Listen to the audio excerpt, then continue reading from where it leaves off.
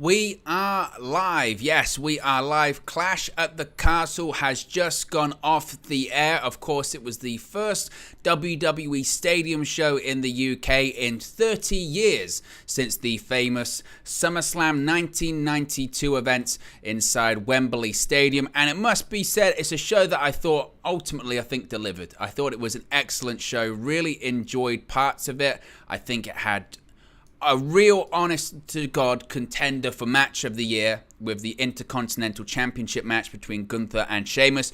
You will struggle to find this weekend. There's a lot of wrestling going on this weekend, folks. There's a lot of wrestling going on. Of course, there was Clash at the Castle tonight.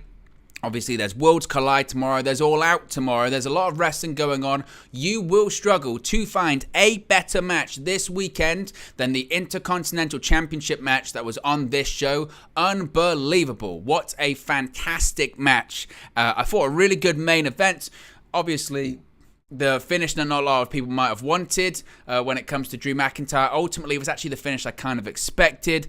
We had a decent match as well between Seth Rollins and Riddle, which I thought was good, and a fun match between Edge and Rey Mysterio. We had a strange Tyson Fury ending to the show as well, with him coming out to swing American Pie, which he does, which he has done in all of his boxing fights. A lot of the time when he wins, he sings American Pie and all that kind of stuff, but it was odd and went way too long, almost as if the main event went a little bit short. I don't know. We also saw, importantly as well, what had been heavily rumoured over the past couple of weeks, that is an NXT debut in the main event as well.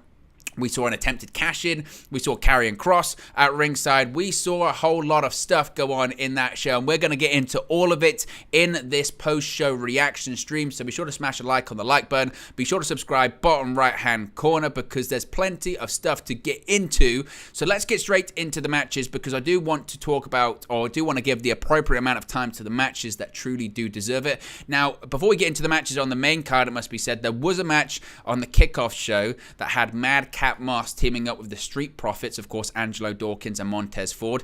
They defeated Mr. Money in the Bank, Austin Theory, who has his first name back. Austin Theory now is Austin Theory, not just Theory once again. First names are returning to WWE, as well as the words such as wrestling and referee names as well. But Austin Theory teamed up with the Alpha Academy, and the Street Profits got the victory in a match that actually did feature an amazing spot on the outside of the ring. You had, I think it was Otis up on the shoulder. It might have been Austin Theory up on the shoulders of the Alpha Academy. And Montez Ford hit the rope. He did a flip over the top rope, which he then turned into a blockbuster, which was incredible. Gets back into the ring, hits the frog splash. 1, 2, 3. A match to fire up the crowd on the kickoff show. So good for them, certainly. And I thought it was a decent match. It was okay. And now let's move on to the main show. The show kicked off with a 6-woman tag team match that saw Damage Control, of course that being a team of Bayley, Dakota Kai and Io Sky, defeat Bianca Belair, Alexa Bliss and Asuka by pinfall. Actually saw Bayley pin the Raw Women's Champion. Yes, Bayley pinned Bianca Belair in a match that in the closing moments saw Bianca Belair essentially get hit by everyone's finishing move. You saw Dakota Kai hit a kick to Bianca Belair in the corner, then Io Sky hit a moonsault. Well, actually, we saw the Rose Plant rather by Bayley, and then the moonsault. So that was the situation there. I mean, it went a long time, actually, it must be said. It got a ton of time in comparison to some of the other matches on the show. It was one of the longer matches on the show, certainly. I thought it was okay. I did think at points it looked clunky. I did think at points also Dakota Kai in it, I noticed, might have looked lost a couple of times, because Bayley was out there calling spots like she was John Cena. No Fs were given with Bayley calling some of the shots there. It was pretty wild, actually, because at one point she said to Dakota Kai, tag, oh, by the way, remember to run outside the ring and cut someone off. And she did. She did. And it wasn't like tactical. It was just calling a spot. So I did think there were parts of it where, again, I don't know if like Dakota Kai was lost or Bayley was just being the person of, I'm just the person with the most experience. I'm going to call it. And I don't care if I'm getting picked up on the microphone calling it. Like I'm calling this match. And it kind of felt like that was what she was doing, I suppose. But yeah, it was it was a bit odd, certainly, but this is clearly building towards the Bayley versus Bianca Belair Raw Women's Championship match. And I said this at the beginning of the watch-along stream, that I did feel like that's what this was building to. And I kind of wondered heading into this one, why aren't we having Bayley versus Bianca Belair for the Raw Women's Championship? Clearly, they're saving that for Extreme Rules, or possibly if they want to stretch it out even further, Survivor Series. I don't know if they could stretch it out to November, but certainly they can till Extreme Rules. And now they have a reason for Bayley to challenge for the Raw Women's Championship. They can say, you know, she pinned the Raw Women's Champion.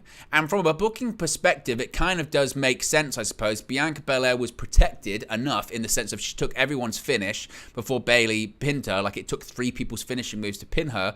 But also as well, you would say that if Bayley had just returned, say this was for the Raw Women's Championship and it was Bianca Belair versus Bayley. Clearly they want to keep the championship at the moment on Bianca Belair. Therefore, if it was Bayley versus Belair, then Bayley would lose. And the criticism would be, why would you just bring Bayley back to lose straight away? Like, that doesn't make a ton of sense, right? That doesn't make a ton of sense to lose straight away.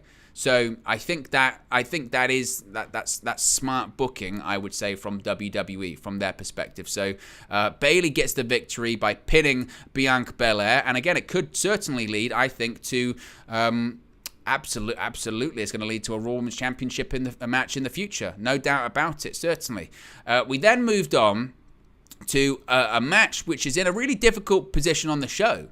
You know, second match, I mean, there are so many people. Chris Jericho, put it this way, Chris Jericho left WWE and joined up with AEW because he spent a year in a feud with Kevin Owens, building up to a WrestleMania match, and that match ended up going on second. And the problem is, when you start off, particularly a stadium show, when you start off a show with a decent match, and then you have to go second. No one wants to go on second. People want to go on either first or last. Why? Because if you go on last, obviously you're the main event. If you go on first, the crowd's red hot. Sometime in the middle can be okay, but you got to deal with crowd fatigue. Nobody wants to go on second. Nobody wanted to go on following Gunther versus Sheamus, because this match was the match of the show. This will be the match of the weekend. You will not find a better pro wrestling match this weekend than Gunther versus Sheamus for the Intercontinental Championship. The Intercontinental Championship, it's these kind of matches that make you think, okay, the Intercontinental Championship means something again. That's what we're talking about here. This championship suddenly means something again with that kind of victory. That was honestly one of my most favorite wrestling matches I've seen this year. And there have been a lot of good ones this year. There's been a lot of great matches. We're spoiled, certainly nowadays, for fantastic pro wrestling matches because there's so much pro wrestling. This is my style of pro wrestling. This is the pro wrestling that I enjoy. When pro wrestling looks real.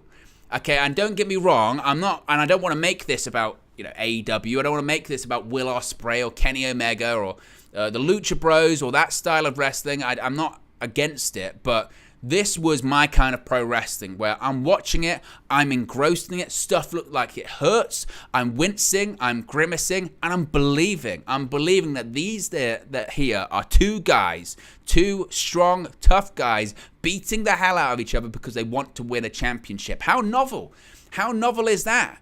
It's simulated combat. It's two guys, again, just beating the hell out of each other. And that's what they did. For 20 minutes, Gunther and Sheamus had the Principality Stadium. They had over 62,000 people in Cardiff, Wales, in the palm of their hands. They had them in the palm of their hands. And how did they have them in the palm of their hands? By stiffing each other. That was it. Gunther, I mean, you should see Sheamus's chest. You should see Gunther's chest as well, by the way. But you should see Sheamus's chest. It is beet red. It looks like a plate of chopped meat. It looks like a raw steak. Because Gunther did so many chops to Sheamus.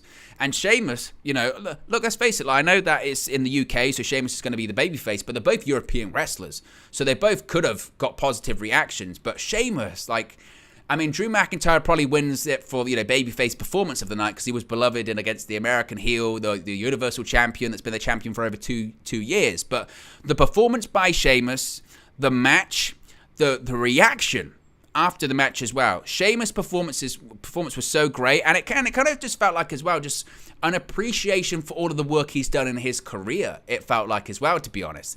It felt like I appreciate everything you've done. Sheamus has done everything in WWE. He's been WWE champion, he's been World Heavyweight champion, he's been United States champion, he's been both sets of tag team champions, he's won the King of the Ring, he's won the Royal Rumble. The only thing he hasn't done is the Intercontinental Championship, and that was the story. And it was so simple. It was, there are two guys here that are going to beat the hell out of each other. They're going to work British, European strong style. Sheamus has never won the Intercontinental Championship. Can he do it in the UK where he's going to be supported? The atmosphere was electric.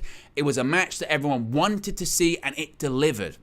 Now, I don't know if you could say that Gunther versus Sheamus is a dream match. But if that's your prerogative and you say that it was a dream match, it absolutely delivered. This was a match that delivered. This was a match that if you haven't watched it, if you're watching this and you've missed the show after you finished watching me, go and watch it, because it's old school. It's as I said, it's the wrestling that I like. It's believable. It's engrossed, and it's just brilliant. It was so much fun, and the atmosphere adds to it. Because this is the recipe for pro wrestling, isn't it? The recipe for a great pro wrestling match is you have two guys that can have a great match and great chemistry, but the crowd are just as important. And the crowd and the match merge together to make something just absolutely brilliant. I thought the match was sensational. I thought it was the match of the night. It will be the match of the weekend. If something manages to top this match, I will be absolutely staggered, and I would love to see it, by the way, because it was just brilliant. It really was. So be sure to smash a like on the like button, by the way, guys. We've got over nearly 80 people watching. Smash a like on the like button. Be sure to subscribe as well, bottom right-hand corner. We do daily wrestling news here on the channel, WWE news, AEW news. We're going to be covering AEW All Out tomorrow as well. We're doing watch-along and a post-show for that too. We cover Impact Wrestling news as well, if that's your thing too. We've got everything covered here on the channel, so be sure to subscribe, bottom right-hand corner, and smash a like on the like button too. And let me know your thoughts in the live chat about tonight's show. We'll get your comments up on the screen, such as Simon saying it was a trash finish in the main event. You've got Wrestling City saying, spoiler, Roman Reigns wins over Drew McIntyre. Valhalla says, of course Roman wins, beyond predictable at this point. Ryan says, who do you believe beats Reigns? We'll talk about that as we get to the main event. So we're going to talk about all of that. We're going to talk about the NXT star making his debut. You saw it on the thumbnail. Solo Sikoa is now officially on the main roster and part of the Bloodline. Solo no more, absolutely as well. But again, just to give the props and the shine to this Intercontinental Championship match, Gunther retains after hitting two power bombs on Sheamus and then following up. And again, the finish of this match, which was so great as well. You've got two guys that for nearly 20 minutes have just, again, beaten the hell out of each other. And that's all it was. No fancy moves, just chops, punches, power bombs, kicks. That's all they needed to do. That's all they needed to do. And the finish was, after all of it, after two power bombs and Sheamus had a bad back, Sheamus and Gunther are getting back to their feet, and the Principality Stadium is just rumbling. It's rumbling, and they're getting behind Sheamus, and they're going, go on, Sheamus, go on, Sheamus. And Sheamus is talking smack. Sheamus is talking smack to Gunther, and Gunther says, oh, you're going to talk smack to me? Clothesline, and it's not a clothesline, it's a lariat. It's a lariat from how Shades of JBL, Nigel McGuinness, Stan Hansen takes his head off and gets the victory. It was brilliant.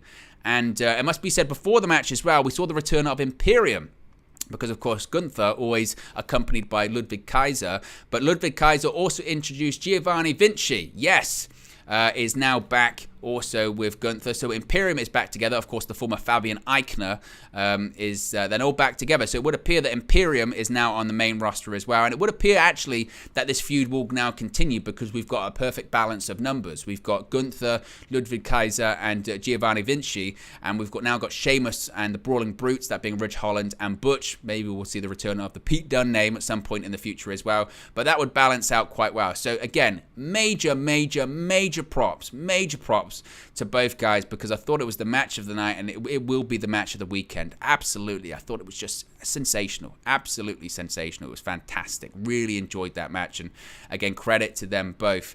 The next match, this was difficult for Liv Morgan and Shayna Baszler, it must be said, because they had to follow, like I said, they had to follow the match of the night, and they had to follow what I think was the match of the weekend. That's the difficult thing. They had to follow that. So difficult for them, certainly. So smash a like on the like button. Be sure to subscribe, bottom right-hand corner. Nearly got 100 people watching. See what you guys are saying in the chat as well before we talk about Liv Morgan versus Baszler. As Steffi Jenks says, one of the mods, hit the like button and share the stream. Absolutely. Poochie says, Sheamus versus Gunther was a great match, as well as Riddle versus Rollins. We're going to talk about Riddle versus Rollins. Junior N says, Roman Cross versus Fury and Drew at Crown Jewel. Roman versus Braun Breaker at Survivor Series. That's actually quite interesting. What are they going to do at Survivor Series if they're holding both championships, unless they just move to a championship match? That's possibly what they could do.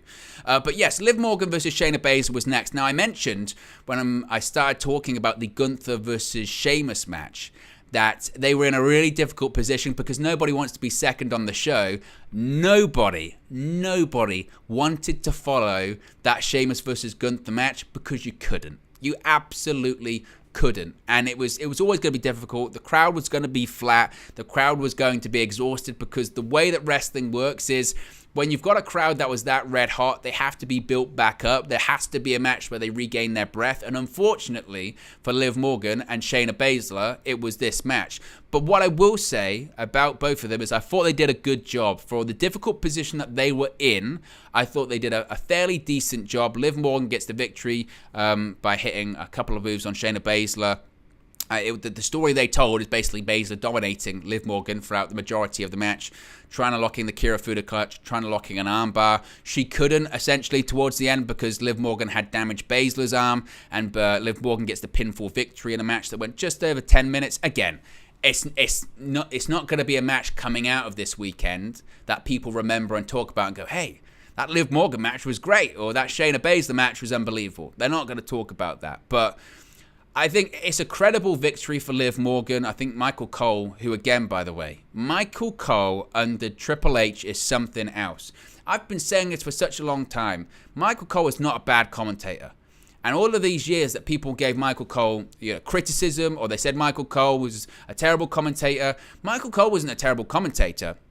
Michael Cole with Vince McMahon. Well, Vince McMahon was terrible. Actually, Vince McMahon was a good commentator back in the day. But the point being, Michael Cole with Vince McMahon in his ear, that doesn't work. And everything you didn't used to like about Michael Cole was Vince McMahon. Every time Michael Cole said something that you rolled your eyes at or you said, why is he saying that? It's because Vince McMahon told him to say that very word. Michael Cole is an excellent commentator.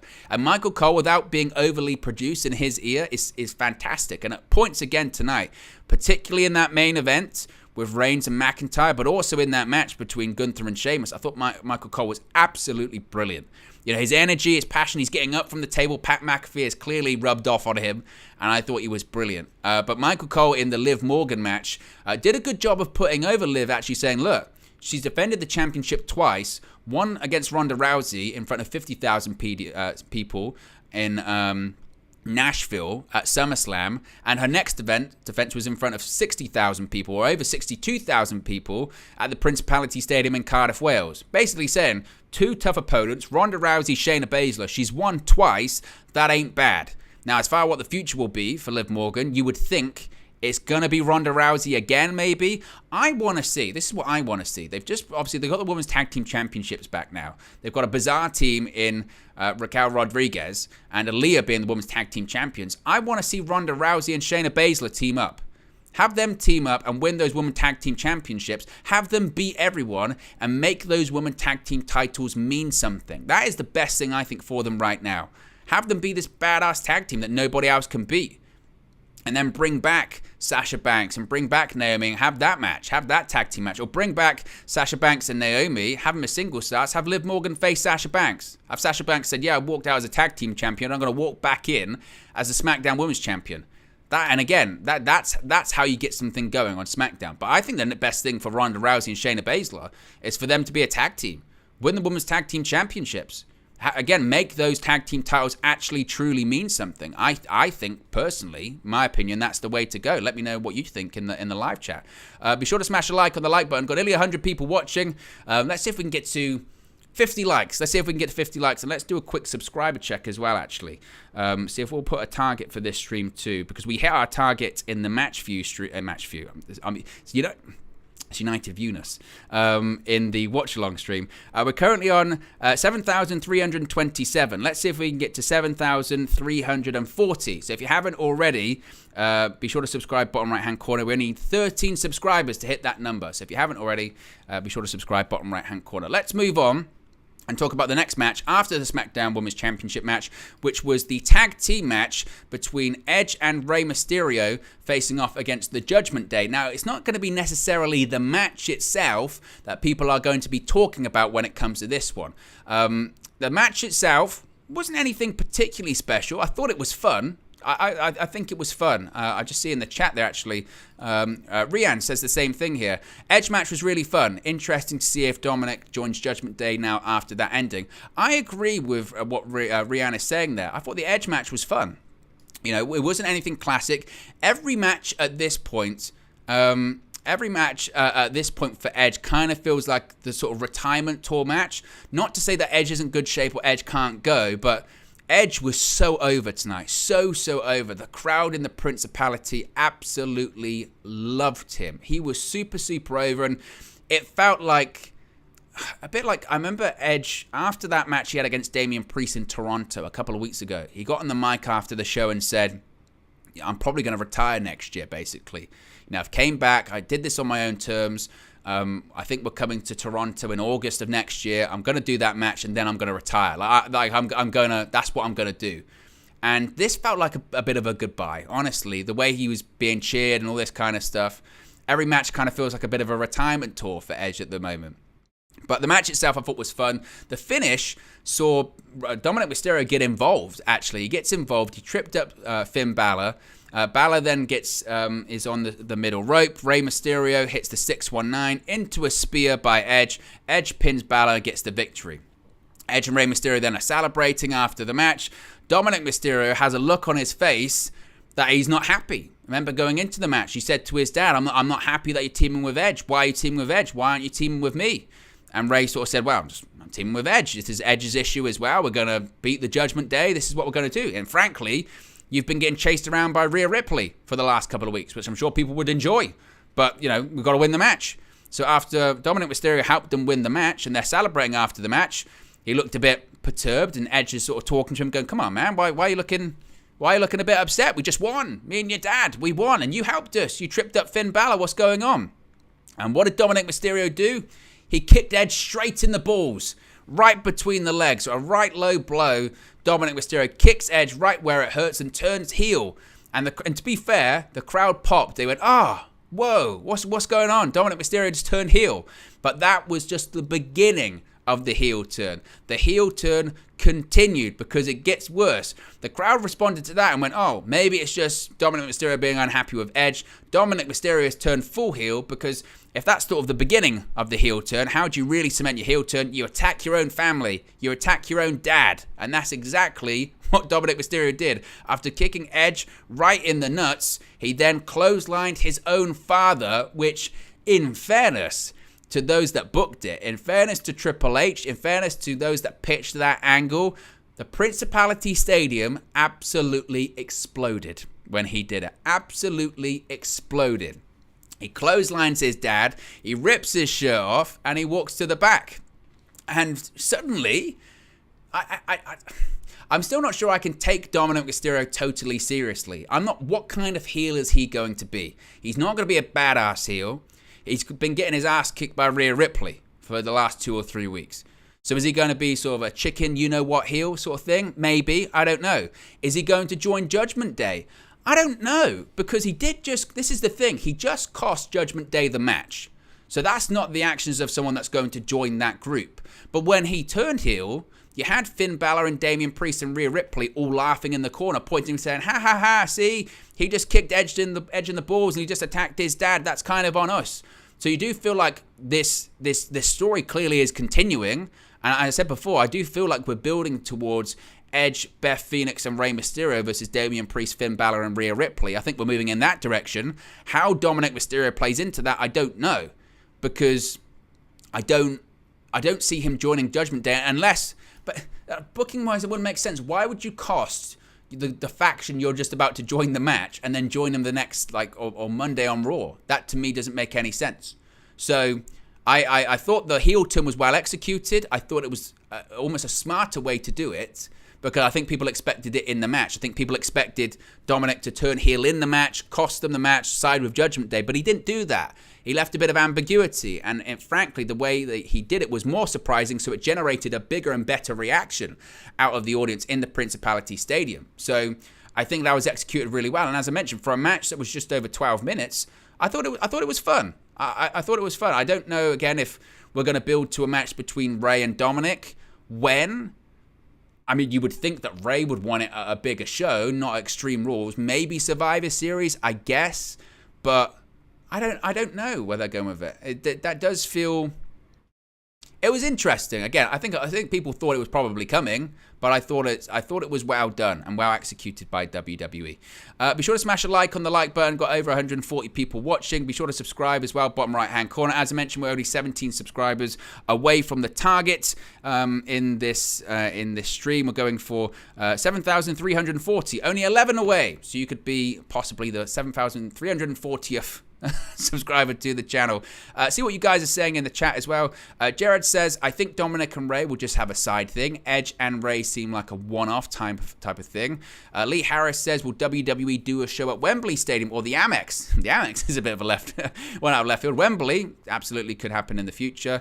Rian says, like the curb stomp from the second rope, wonder what's next for Rollins now, another match with Riddle or maybe a feud with Reigns. And as Steffi Jenks, big up the mods, big up the support. Steffi Jenks is just amazing. Says like and subscribe and share the stream. Absolutely. Let's move on and let's talk about the next match after this, which again, talk about excellent matches, was Rollins versus Riddle. Yes, Rollins versus Riddle. Penultimate match on the show. A match that a lot of people were looking forward to. A match that was meant to happen, of course, at SummerSlam. They postponed it. Not because of an actual or real injury. They just decided to move it to Clash at the Castle. And I did think going into this that the way they made this personal on Monday Night Raw this week, I felt that, should they have maybe added a stipulation? Should they have maybe added a no disqualification thing? Should they have made it a street fight? Should they have done something like that? And in retrospect, now that we know the finish, the answer is no. Because what they did do, WWE and Triple H and those that, and the creative team and those that were the agent for this match, what they did do is tell, I thought, a really good story, an excellent story. Now, they had the great match and the great back and forth, did Riddle and Rollins, and you expect it. But what they did as the match really got to its final conclusion is they had Seth Rollins talking a load of smack. Rollins, for whatever reason, he tried everything. He tried a pedigree, he tried a Falcon Arrow, he tried everything he could, and he couldn't beat Riddle. And that was the point. And you started to see Rollins get a little bit desperate. What can I do? What can I do to beat Riddle? I can't. I've given nearly everything. I haven't stomped him, but I've nearly given everything I can. I can't beat Riddle. What can I do? And he started doing what he knew worked. Because, of course, on Raw on Monday, when they had that interview, Rollins talked about Riddle's family, and he got a reaction. So what did he do? He started slapping Riddle around, and he started talking about his family once again. See, this is why your wife divorced you, and this is why your kids left you, and this, that, and the other. Riddle gets fired up. He's angry. And he goes even more Rollins. He then starts channeling his inner Randy Orton. Does the draping DDT off the second rope. The crowd are cheering for Rollins at the same time. He starts pounding the mat. He starts, going into that different place like Randy Orton does when he's about to set up for the RKO. He's doing all of this kind of stuff. And Riddle gets furious. Riddle's even more furious about it. So Riddle's going crazy. He tackles him to the outside of the ring. He's smashing Rollins' face off the announce table at ringside, being furious because, again, Rollins has got in his head. He then gets a steel chair, and we're thinking, and I thought at this point, that's what they're going to do. They're going to have a disqualification finish, what they did on Raw. It's going to set up to a street fight or a last man standing match or something, a steel cage match or whatever at Extreme Rules. That's what they're going to do. That's a Vince McMahon finish, right? Build to the next pay-per-view, tell the story over time. They didn't do that. They went a different route for it, which I thought was excellent. What they did is have Riddle go to use the chair on Rollins. Rollins rolls out of the way, goes into the ring, and as Riddle then tries to get into the ring, what does he do? Stomp. And he doesn't go for the pin. He doesn't go for the pin. This is the important thing. He goes for the stomp and he thinks, actually, I need to do more. What am I going to do here? He goes to the top rope or the second rope or whatever, hits another stomp, gets the victory. And I know that some people would say, actually, Riddle needed this victory. Riddle needed it more. If he'd have beat Rollins, it would have cemented him as a top. Riddle's a top babyface anyway. Like, I don't think he needed this victory. He didn't need the big victory. Seth Rollins needed the victory. Seth Rollins has had arguably the best year of his career in terms of in-ring work. Rollins has had better years in terms of achievements. He's won WWE World Heavyweight Championship, cashed in the main event of WrestleMania, won a Universal Championship by beating Brock Lesnar at WrestleMania and SummerSlam in the same year. All this kind of stuff. Rollins, in my opinion, has done the best work of his career this year. The issue is that he's arguably lost more matches than anyone on the roster. He put over Cody Rhodes in 3 consecutive pay-per-views, which was the right thing to do to establish Cody Rhodes, but he's been losing a lot. He lost at WrestleMania, obviously, to Rhodes as well, but he's been losing a lot. And what he needed in this match was a victory. He needed to be perceived as a smart, calculating heel, because that's what he is. And they achieved that in this match because Rollins came out of this match looking like a genius. What did he do? He played mind games. He said the thing he knew would push the buttons for Riddle. He got the reaction he was looking for, and by doing it, he won the match. Because Riddle took his eye off the prize, Rollins hits 2 stomps and he wins. Now, this feud clearly isn't over. They're building to another match. As I mentioned, they will build to a gimmick match at Extreme Rules, I think. And maybe that's where Riddle gets his win back. 50-50 booking. Not actually a massive fan of it. If anything, I'd have Rollins win again, to be honest with you. And I'd build to Rollins versus Reigns, because that's not been resolved. And Rollins actually beat Roman Reigns at the Royal Rumble. It was by disqualification, but they never paid it off. They just had, Reigns get frustrated, and that's what happened. They never paid it off. So for Survivor Series, maybe, what I would do is have Rollins beat Riddle at Extreme Rules. That sets him up to face off against Roman Reigns at Survivor Series. Now, I saw someone say earlier maybe Braun Breaker versus Reigns at Survivor Series. What a way to put Braun over. He's not going to beat him, but maybe that's what they'll do, brand versus brand. Or just have a title match. It's Survivor Series. It's one of the biggest events of the year. Have Rollins versus Reigns for the championship, and I would assume Reigns then beats him again, because they're going to keep having Reigns be champion, I believe, until WrestleMania. I don't think that plan has changed. I really, really don't. So there you go. But let's move on to the main event, because that's really, I think, what everyone's probably here to talk about, and that is the Universal Championship. And Roman Reigns is still the undisputed WWE Universal Champion. He defeated Drew McIntyre in what was... honestly, I think that's obviously Gunther versus Sheamus, I think, was the match of the show. But this match, as a main event match, it felt big. It felt like a big fight feel. It was a big stadium main event. And it's what Roman Reigns honestly does best. Let's face it. I know people will say the championship reign's gone on for over 2 years, and he's beaten everyone, and eventually it becomes a problem, and he's not a full-time guy, he's a part-time guy, and there are issues that come with that, having both bouts. And I agree with elements of that. I do think it's a problem that a part-time guy has both bouts. That's a massive problem. At least when Brock was Universal Champion during those reigns of terror, on SmackDown at the time, there was a WWE champion that was on every show, right? At least that was a good thing. It's a problem having both bouts on one guy that isn't going to be there week to week, or on every single show, on every single pay-per-view. That clearly is a problem. But one thing you can say about Roman Reigns, and he's unbelievable at. He is great at having main events in big events and making big fight feels. Think about it. During the 2 years that Roman Reigns has been the Universal Champion, or the Undisputed Champion, the big stadium main events he's had, they're incredible. John Cena, Goldberg, Brock Lesnar on multiple occasions. Now Drew McIntyre. If there's a guy that knows how to have a 30-minute plus main event match in a stadium, it is Roman Reigns. I think you have to give him credit for that, and I think it was an excellent main event. Now, it had everything. It had everything and the shenanigans that you would expect. It had Karrion Kross at ringside. Karrion Kross was shown at ringside with Scarlett early on in the show. So you thought, well, that could be shenanigans. You had Tyson Fury shown at ringside, but you also had Tyson Fury shown backstage with Roman Reigns during the show, and also Drew McIntyre during the show. So you said, wow, something could happen here. And obviously we knew that Austin Theory was also backstage, and he's also the Mr. Money in the Bank. He attempted to cash in at SummerSlam. It didn't happen.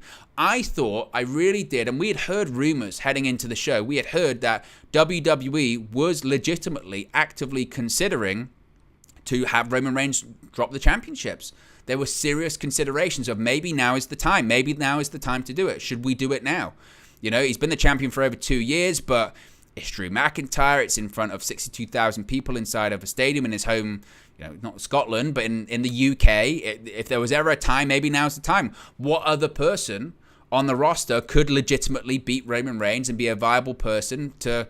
Who should we give that spot, basically? You know, it's similar to kind of Brock back in the day, right? With Brock, when Brock had beaten... you know, The Undertaker, and he'd beaten all of these people and all this kind of stuff, and he was the champion. Eventually, they gave it to Roman Reigns to crown him, but they also gave it to Drew McIntyre. The plan was to give it to him, with McIntyre winning it from Brock at WrestleMania 36. Of course, didn't happen in front of people and blah, blah, blah, blah, blah. But it felt like that was a viable thing going into this show. Like, maybe now's the time. Maybe now's the time to do it. But my theory going into this one was that Reigns was always going to leave Universal Champion. That plan, I believe, is set in stone. I believe the plan today is the same plan as it's always been for the last 18 months, or possibly even 2 years, but particularly the last year/18 months. I believe the plan has always been, and still is, Roman Reigns versus The Rock in the main event of WrestleMania 39 from SoFi Stadium in Inglewood, California, Hollywood, California. WrestleMania will go Hollywood, and you will have WWE's biggest current star, Roman Reigns, possibly the Universal Champion. At the time, he had been Universal Champion for 2.5 years, going up against his cousin, going up against one of the biggest WWE superstars in history, one of the biggest stars in Hollywood, in The Rock's final match in front of nearly 100,000 people in SoFi Stadium. I believe that is the plan, and I still believe that is the plan today. Reigns will be undefeated until then, and he will also beat The Rock. The Rock will not beat Roman Reigns in the main event of WrestleMania 39. That won't happen. This will be another victory for Roman Reigns. Why would The Rock win the Universal Championship? He's not going to. Now, a lot of people will say that match doesn't need the Universal Championship. That's absolutely true. But how do you have Roman Reigns drop the championship between now and then? I don't see how he can do that. So my point being is that I always expected Reigns to come out tonight as the Universal Champion. Now, I did think there was a possibility that Drew McIntyre came out tonight as the WWE Champion. Now, I thought they might have to be quite creative how they got to that point. And the way I thought they could get to that point is have Austin Theory successfully, cash in the Money in the Bank briefcase. It becomes a triple threat match. Drew McIntyre hits a Claymore, 1, 2, 3. He holds up both championships, and then Adam Pearce comes out and says, no, it's only valid for the WWE Championship. Drew McIntyre is the WWE Champion, but Roman Reigns is still the Universal Champion. Roman Reigns didn't get pinned. They split the belts. They do that. It's quite convoluted, but that's the position that WWE found themselves in. So when you had a position where Reigns had hit 2 spears on Drew McIntyre, and McIntyre had kicked out of both, and McIntyre hit a Claymore on Roman Reigns, and he'd kicked out, and both guys were down, and Austin Theory came out, I thought, here we go. This is how they're going to do it. And it must be said, earlier on in the match, Drew McIntyre had a water bottle thrown at him by Karrion Kross, and everyone went, oh, what's going to happen here? What's Karrion Kross doing? And that was it. He was just at ringside and threw a bottle at Drew McIntyre, and nothing else happened with Karrion Kross. So Karrion Kross seemingly is going to face Roman Reigns at Extreme Rules. That's the rumored main event. So that was it for Karrion Kross. He was out of the picture. So as Austin Theory comes down to the ring and attempts to cash in his Money in the Bank briefcase, he gets knocked out by one Tyson Fury. The Gypsy King stands up, says, I don't want to see a cash in tonight. Bang. Knocks him out. Done. And I thought, wow, something's going to happen then. I thought, well, that's just, there's lots of red herrings involved here. They're trying to say this is going to happen, then it doesn't happen. They're trying to say this is going to happen, it doesn't happen. Now, it must be said at the time also, because this is how layered this match was. When Austin Theory made his run down to the ring, the referee had been knocked out because McIntyre had hit a Claymore to the back of Roman Reigns, who then went into the referee, so the referee's down. So you thought, wait a minute, what's going to happen? There's a ref bump, there's no referee, Austin Theory comes down with his own referee, so you're thinking, okay, Austin Theory could cash in. He doesn't cash in, but there's now another referee, so he hits another Claymore. This is crazy. It's a Claymore on Roman Reigns, kicks out, and then you'll think, well, that wasn't it. Sorry. Excuse me. I'm getting excited. This is how wild it was. Hits a Claymore on Roman Reigns. There's a fresh ref. The ref rolls into the ring. You're thinking, this is it. The crowd's going crazy. I thought they're going to do it. I thought they're actually, he's going to win it. They're going to end the 2-year reign. This is going to happen. 1, 2, referee pulled out of the ring. And I thought, what's going on? There's a guy in a hoodie. It's then revealed to be the third Uso, the brother of Jimmy and Jay, the younger brother of Jimmy and Jay. NXT 2.0 superstar Solo Sikoa is Solo No Mo. Is Solo no more? Because we had heard rumors, we had heard reports that he was going to get called up to the main roster. We had heard rumors that he was going to get called up to the main roster. I think Sean Ross Sapp from Fightful, PW Insider, Wrestling Inc. They'd all reported that Solo Sikoa was going to get called up to the main roster. Now, ironically, when asked in the past about would he want to join the bloodline, would he want to join his brothers, would he want to join his cousin, Solo Sikoa said, no, I don't want to join my brothers. I don't want to join Roman Reigns. I want to carve out my own legacy. And when I heard that, I said, it's the most ridiculous thing I've ever heard. Why wouldn't you want to join those guys? They're the most featured act in WWE right now. They're the biggest money-drawing act in WWE right now. They're on the most watched show in WWE. They hold all of the bouts. Roman Reigns holds both the Universal and WWE Championship. The Usos are the Undisputed Tag Team Champions. You want to be in that act because you'll make money and you'll become a star in that act. So when I heard reports that he was getting called up to the main roster, you went, well, that makes sense. That might be the finish for Clash at the Castle, or that might be something that they're moving towards. And in fairness, in retrospect, they told us they were going in this direction because they said so many times, they hammered it home. There's no Paul Heyman tonight. He's still injured. Brock Lesnar F5'd him through a table. There's no Usos tonight. They're not medically cleared to be in Cardiff. There's no Sami Zayn tonight. He's not medically cleared either because of SmackDown the night prior. They told us all of this. They said Roman Reigns is solo. They even said it. Roman Reigns is solo. Roman Reigns is going solo tonight, and that's exactly what he did. He went solo. He always has something up his sleeve. So after Solo Sikoa pulls the referee out the ring, McIntyre's distracted. Roman Reigns hits a spear. The previous ref that was knocked down, Charles Robinson, gets into the ring. 1, 2, 3, gets the victory, and Roman Reigns retains the Undisputed Universal Championship and leaves with Solo Sikoa, and the bloodline just got bigger. And I know people will probably say if there was a night to do it, to end the championship, to end the reign, it was tonight. But I don't know if it necessarily was. Again, I really think the plan is, and I know people might have thought that they would have deviated from it because Vince McMahon's no longer in charge of creative and Triple H is, and they do want to split the championships, and I agree with that. I don't know if tonight was the night for it. I don't know. They need to get the WWE Championship off Roman Reigns. They need to find a way of doing that, and maybe tonight was the night to do that. That's what I agree with. But for Roman Reigns to drop both bouts, I don't know if tonight was the night for that. I really don't. I think there might have... You could argue, well, when is there, Owen? And who is the guy? If it's not McIntyre tonight, it's going to be Cody Rhodes. I think it's going to be Cody Rhodes, which is a wild story. If you think about this, Roman Reigns he's been Universal Champion for over 2 years, and the guy that might beat him is a founding member of AEW. That when he first won the championship was in AEW. That is such a wild story. They showed a vignette of Cody Rhodes tonight. They didn't say he's coming back soon. It was a Cody Rhodes sort of recovery update, and Cody Rhodes is rehabbing and all this kind of stuff. But it feels like, in my opinion, they're building towards Cody Rhodes coming back in January, winning the Royal Rumble. He might be a surprise entrant in the Royal Rumble. And then maybe he goes on to WrestleMania to face Roman Reigns. I don't know. If The Rock, that doesn't happen. But, you know, I think that's where they're going. I don't... It's difficult to predict, and that's not a bad thing.